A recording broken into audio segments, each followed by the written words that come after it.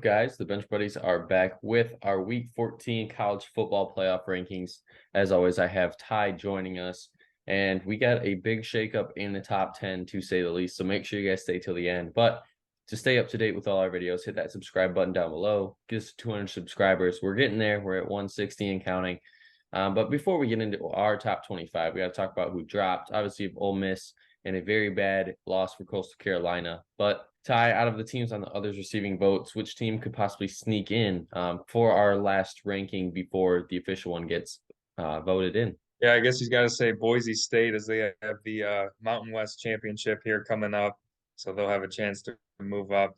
And I think they are a team that could potentially get into a bowl game against a Power Five team and really prove themselves, whereas the rest of these teams, they're kind of packing it in for the year almost. And then starting at 25, we have North Carolina with their double overtime loss to NC State. Tough loss. They've struggled recently. And they get Clemson, who is coming off a loss. So not the ACC championship that we thought we were going to get just 3 weeks ago. And it's pretty much coming down to who wants to win the ACC, and that's about it. Who's going to represent the ACC in the best bowl game this year as well. That's to play for. But obviously, both of these teams really want to win that ACC championship, and no other team more than North Carolina. Disappointing last year with Sam Howell. They were supposed to be a good team. And this year, they were pretty good under Drake May. He is going to only get better as he gets older. So expect this North Carolina team to be just as good or even better next year. But we're talking about this matchup with Clemson. I don't think it's time just yet for these Tar Heels to really get it done. At 24, we have Cincinnati, a team I really thought was going to get back to where they were last year, the American Championship, but they take that loss to Tulane at home, which really was surprising to me. But now you see Luke Fickell departing for Wisconsin. Maybe that had something to do with it. Maybe that was kind of on his mind. But either way, it's got to be a very disappointing loss. Not only the game, but losing your head coach for Cincinnati. I've heard lots of rumors. I've heard Jesse Minter, our defensive coordinator for Michigan. I've heard rumors of Urban Meyer to Cincinnati. So who knows what's going to happen? But I think the way this program has progressed under Luke Fickell, I think they'll get someone very good for that job. And then at 23, we got UCF coming off a very ugly win against USF.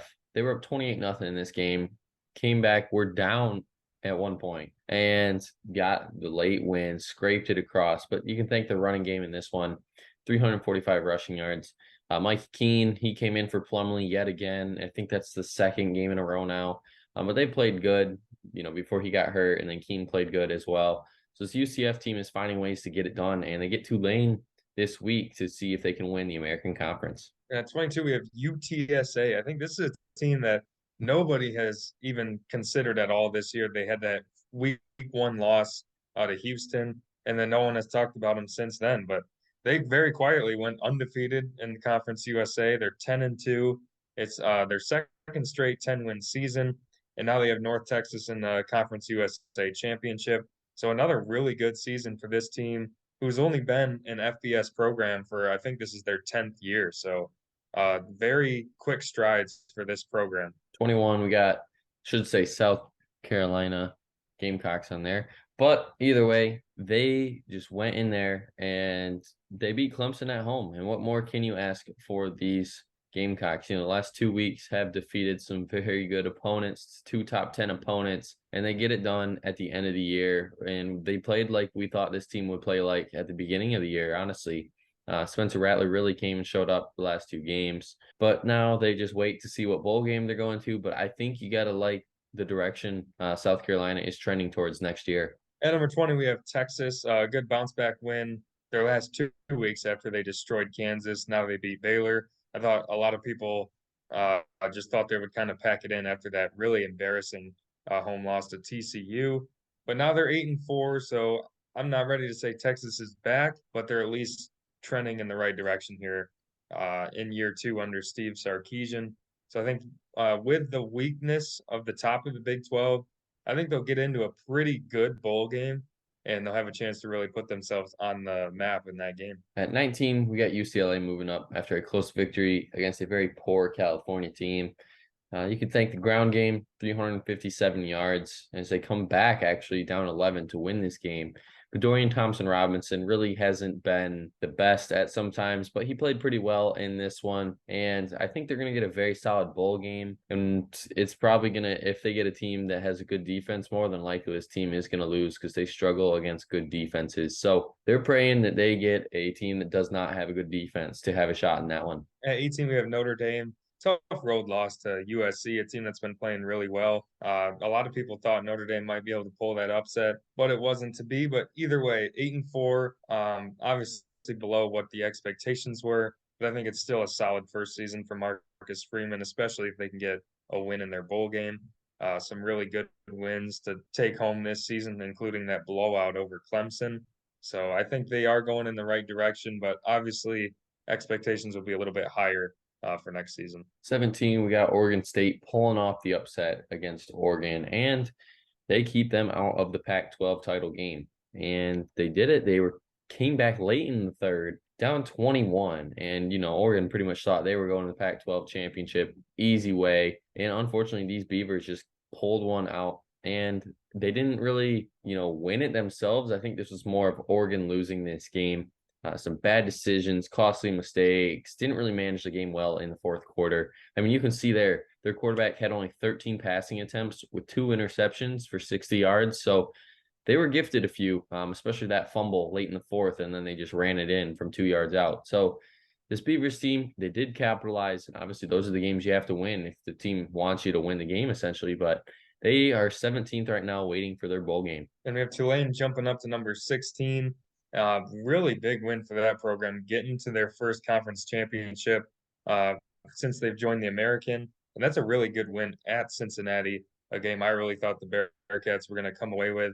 Now they get a rematch with UCF, one of their 2 losses in their only American Conference loss. So they have a chance to avenge that. If they can get that win, I think they will be the Group of 5 team in the Cotton Bowl this year, which means they'll be playing a really good team in their bowl game. So really big leaps for the program this year and a chance to win their first conference championship in the American. At 15, we got Florida State, and this is a team I think a lot of people wrote off after, a month of football. But here they are back again, 9-3, finished pretty well, beat Florida. Obviously, they went 2-0 in state this year, beating Miami and Florida. And this has been their best regular season since 2016. So you got to give them props, and they could get a 10-win season as well here. So Florida State fans, you got to like where this program is going into next year. They just need to clean up a few things and could be a contender yet again. At 14, we have Kansas State.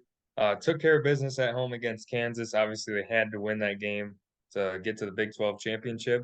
So now they get a rematch with TCU. And I think they really have had this game on their minds because they had some quarterback injuries the first time they played.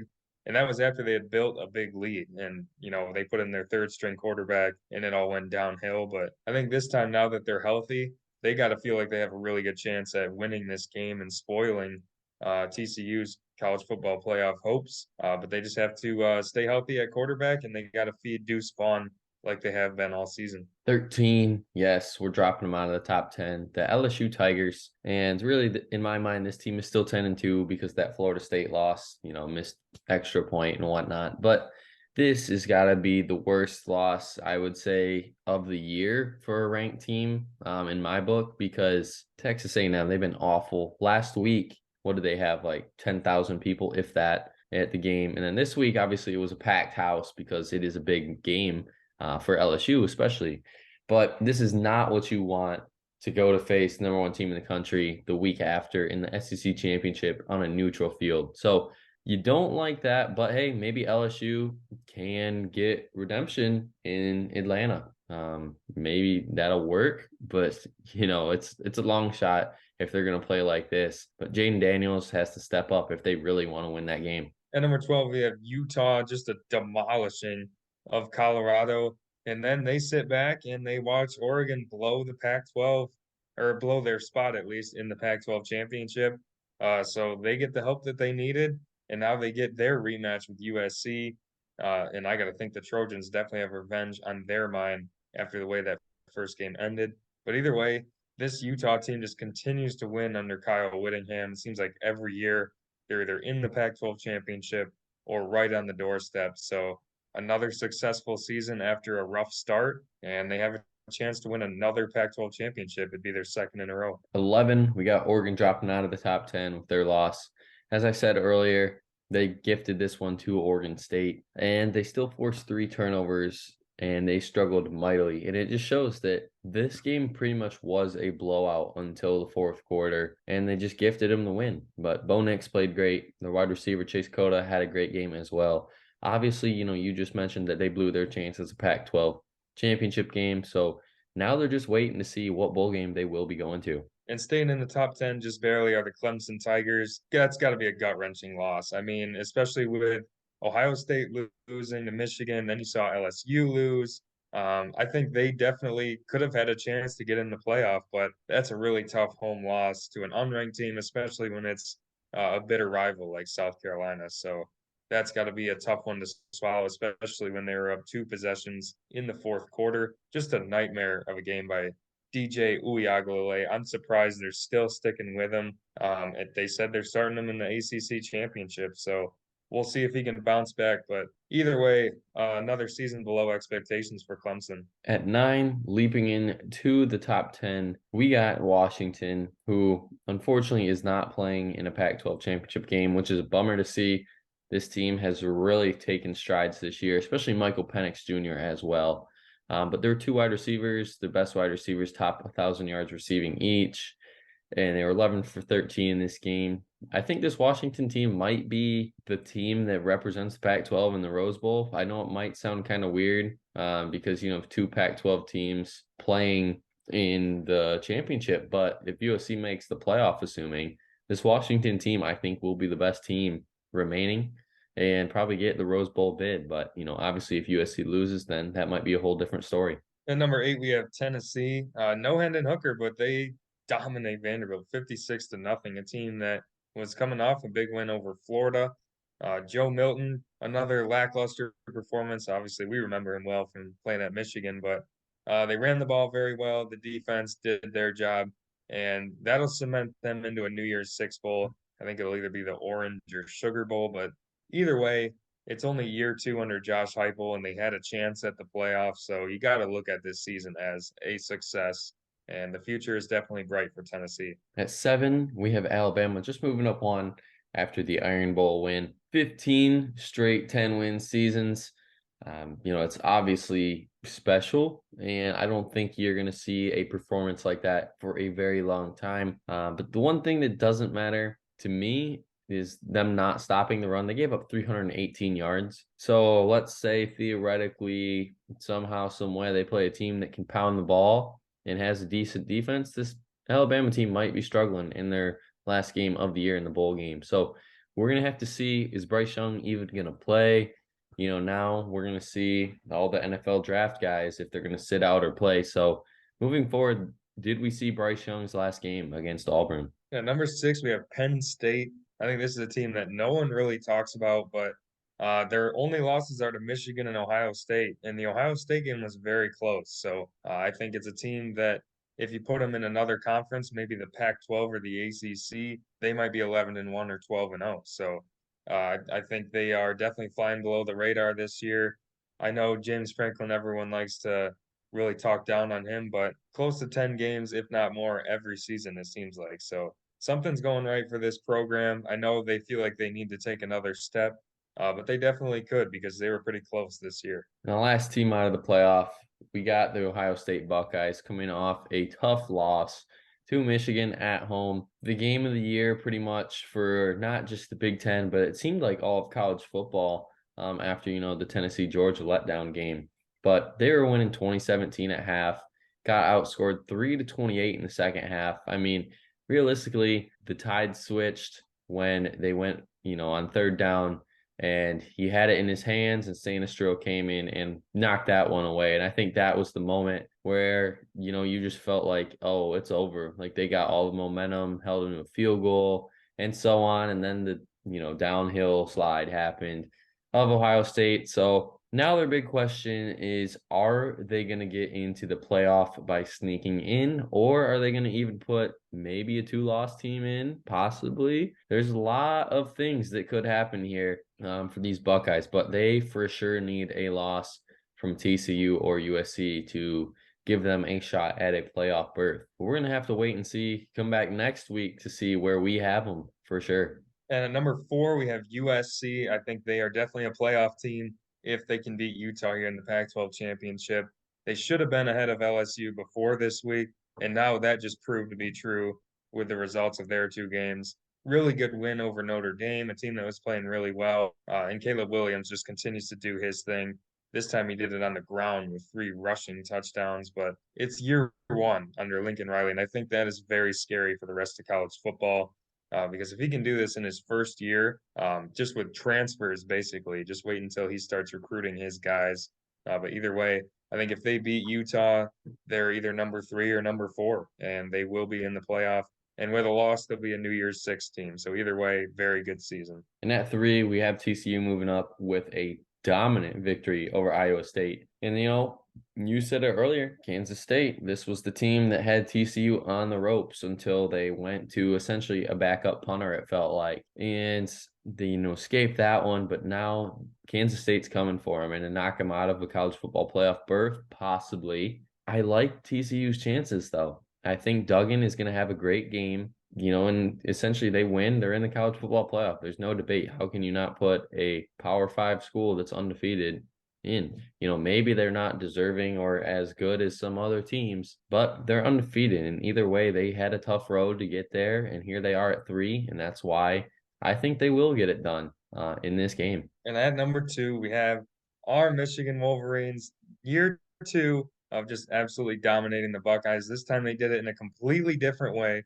The first half, they could not run the ball, but JJ hit on some really big, deep throws. And in the second half, Ohio State finally started to give in a little bit. And that's when you saw the 2 really long Donovan Edwards runs to really put that game away. But I think Jesse Minter, he's been getting some interest for head coaching jobs.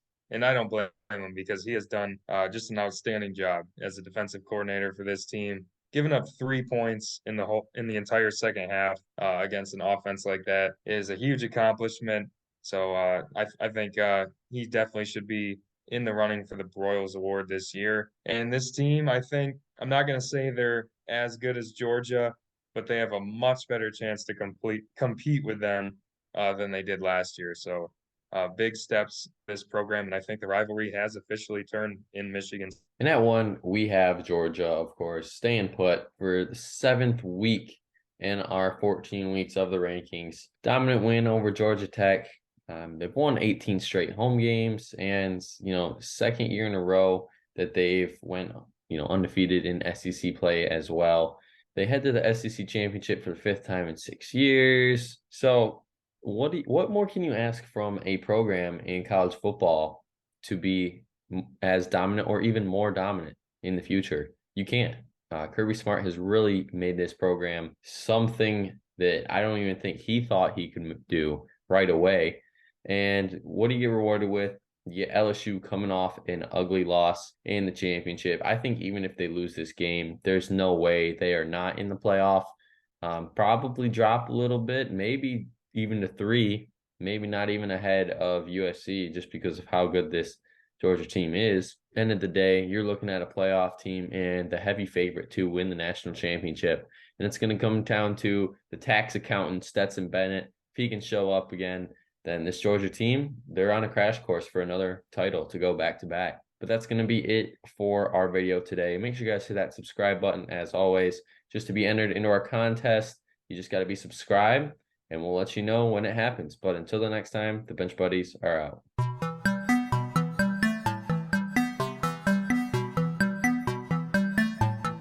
She never called back.